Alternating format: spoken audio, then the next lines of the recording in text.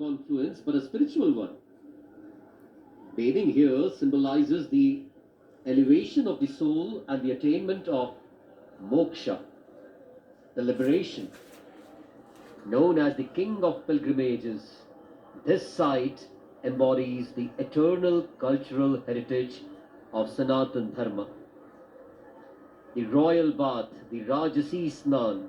Amrit Snan at this sacred confluence is considered a once-in-a-lifetime opportunity to welcome positivity, spiritual enlightenment and divine grace into one's life. And with this motto, the Naga sadhus and sannyasis have gathered at Kashi Vishwanath Temple in Banaras. हम वो पीढ़ी हैं जिसने महाकुंभ भी देखा है, तपस्विनी इस धारा को हमने सजते संवरते देखा है, पतित पावनी इस धरती पर पतितों को पावन होते देखा है, साधु संतों से सजी धरती को खुद पर इतराते देखा है, नर नारी और किन्नर को एक घाट पर बसते देखा है, अर्पण तर्पण की भूमि पर हमने पूर्ण समर्पण देखा है, मोह माया में फंस जाने को भक्ति में डूबा देखा है, नेता अभिनेताओं को भी हमने संगम में डुबकी लगाते देखा है,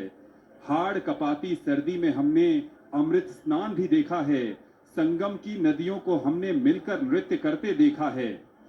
महाकुंभ का हमने गूगल बाबा को दीवाना भी देखा है, महाकुंभ के नाम पर पुष्प वर्षा करते देखा है और 144 वर्षों के बाद आने वाले इस पर्व को हमारी पीढ़ी ने देखा है। धन्य हैं हम जो इस भूमि, इस पीढ़ी में जन्मे, जिन्होंने स्वर्ग को धरती पर उतरते भी देखा है। ये 144 वर्षों के बाद का आयोजन हमारे इस जन्म में, और आप सभी जो दूरदर्शन जीजी नेशनल पर ये सीधा प्रसारण देख रहे हैं, दूरदर्शन के यूट्यूब चैनल पर ये सीधा प्रसारण देख रहे हैं, या दूरदर्शन के ओटीटी प्लेटफॉर्म वेब्स पर ये सीधा प्रसारण देख रहे हैं, आप सभी के जीवन में 144 वर्षों के बाद आए ये कुंभ दोबारा नहीं आएगा। दोबारा नासिक में, उज्जैन में, प्रयाग में, आपके जीवन में, हरिद्वार में कुंभ का आयोजन जरूर होगा और आप वहां व्यक्तिगत तौर पर उपस्थित भी हो सकते हैं, लेकिन 144 वर्षों के बाद का ये महाकुंभ अपने आप में जितना विराट, जितना विशाल रहा, उतना ही सहज और सरल भी रहा। सहजता और सरलता जब आप यहाँ पर आएंगे और एक दूसरे से पूछेंगे कि आपको किस तरफ जाना है, तो जो प्यार, जो स्नेह, जो विनम्रता से आपको जवाब मिलेगा, वो इस कुंभ की सहजता और सरलता है। प्रशासन ने पूरी व्यवस्था की, लेकिन एक उत्तर प्रदेश सरकार की तरफ से एक आधिकारिक बयान के अनुसार सनातन धर्म को मानने वाले दुनिया में जितने लोग हैं, उनमें आधी आबादी ने कुंभ में डुबकी लगाई है। और जब एक शहर में इतने लोग आ जाएं, तब सिर्फ और सिर्फ आत्म अनुशासन और आपका स्वतः अनुशासन ही इस आयोजन को सफल बना सकता है। प्रशासन आपको मार्ग दिखाने के लिए, आपकी सहूलियत के लिए चप्पे चप्पे पर बहुत मुस्तैदी से पहले दिन से लेकर आज आखिरी दिन तक लगा हुआ है, लेकिन ये आपका समर्पण है, ये आपका सहयोग है और ये प्रयागराज के स्थानीय निवासियों का आतिथ्य भाव है, जिन्होंने खुले दिल से यहाँ पर आए देश और दुनिया के अलग अलग संप्रदायों, अलग अलग मान्यताओं और अलग अलग विचारों को रखने वाले लोगों को न सिर्फ आदर सत्कार किया, बल्कि ये एहसास कराया कि वो अपने ही घर में आए हैं और वो अपने ही घर में डुबकी लगाने के लिए आए हैं। कुंभ की कल्पना करना वास्तव में असंभव है अगर आपने इसे अपनी आंखों से न देखा हो। ऐसे दृश्य जो कभी नहीं देखे गए, ऐसी दिव्य आत्माएं जिनके दर्शन का अवसर कभी न मिला हो, भावनाओं का सागर जिसके आप कभी साक्षी न बने हों, एक आध्यात्मिक जगत जिसमें आप कभी प्रविष्ट न हुए हों, एक प्रेम पूर्ण आतिथ्य जिसकी कभी अनुभूति न हुई हो। भारत के कोने कोने से पहुंचे करोड़ों लोग, विभिन्न भाषाएं, विभिन्न वेशभूषाएं, विभिन्न संस्कृतियां, विभिन्न संप्रदाय, लेकिन असंख्य विभिन्नताओं के बीच भी एक आधारभूत साम्य, सत्य की खोज, इतने विभिन्न मार्गों से। ये कुंभ मेला है और ये विश्वनाथ, बाबा विश्वनाथ का दरबार, जहां पर इस समय नागा सन्यासी अपने आराध्य, अपने इष्ट देवादिदेव महादेव के एक दर्शन को व्याकुल हैं, और इनकी व्याकुलता हम सभी गृहस्थ जीवन में रहने वाले लोगों को ये बताती है कि ठीक है हमने गृहस्थ जीवन चुना है, लेकिन हमारा भी संकल्प होना चाहिए सनातन को और मजबूत बनाने की दिशा में, सनातन को एक पीढ़ी से दूसरी पीढ़ी तक ले जाने में जो हमारा उत्तरदायित्व है, ये कुंभ हमें उस उत्तरदायित्व के निर्वहन का पाठ भी पढ़ाता है, संदेश भी देता है। एक तरफ ये विशाल जन समूह है जहां पर जहां तक भी देखिए श्रद्धालु ही श्रद्धालु नजर आएंगे। न किसी से आगे बढ़ने की होड़ है, न किसी को पीछे धकेलने की ईर्ष्या, बस सबके साथ आगे बढ़ना है और समरसता का भाव है, एक सूत्रता का भाव है और भारत की एकता का सबसे ज्वलंत उदाहरण, सबसे शानदार उदाहरण इस कुंभ के माध्यम से ही नजर आ रहा है। कण कण में दिव्यता का अनुभव कराने वाला ये मेला मानव जीवन का सबसे बड़ा महोत्सव है।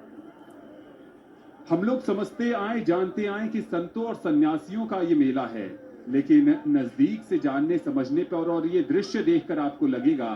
कि इन दृश्यों में संतों और सन्यासियों से ज्यादा गृहस्थ जीवन के लोग हैं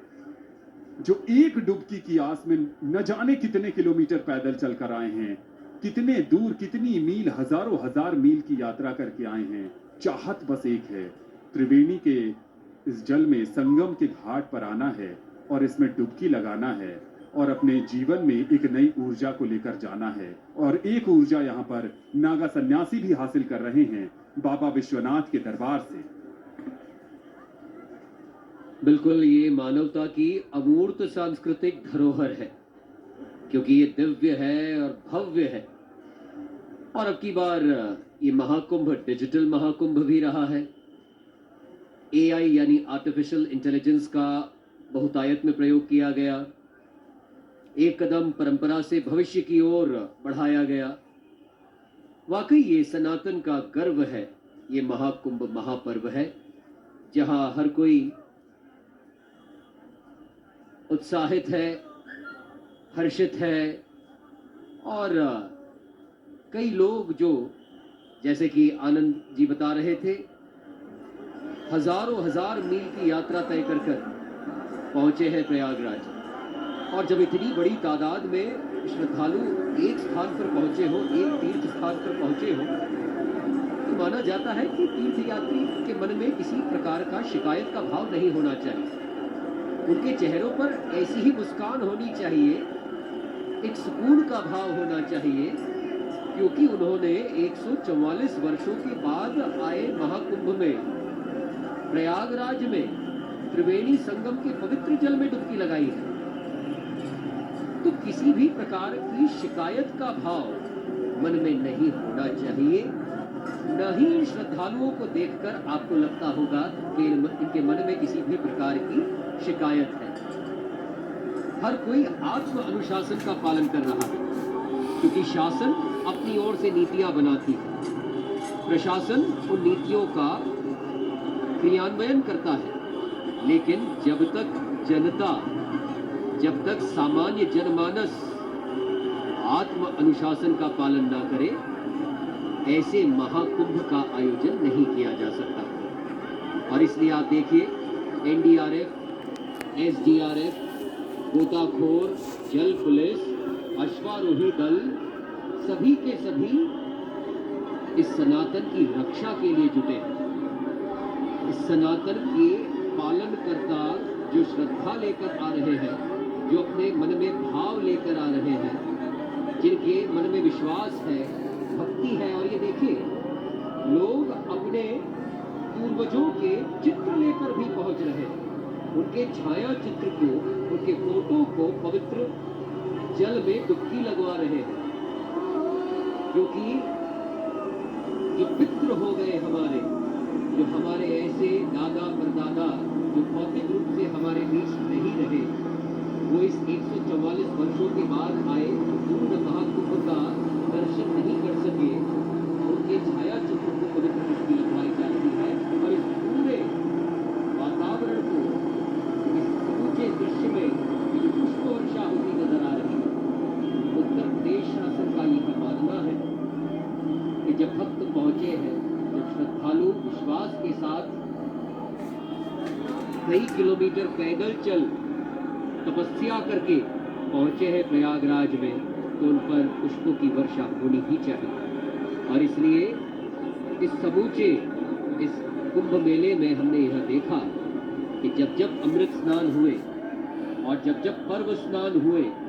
और सामान्य दिनों में भी जब दर्शनार्थी और श्रद्धालु पहुंच रहे थे प्रयागराज पवित्र स्नान करने के लिए, निरंतर उन पर गुलाब के पुष्पों की वर्षा उत्तर प्रदेश शासन के द्वारा,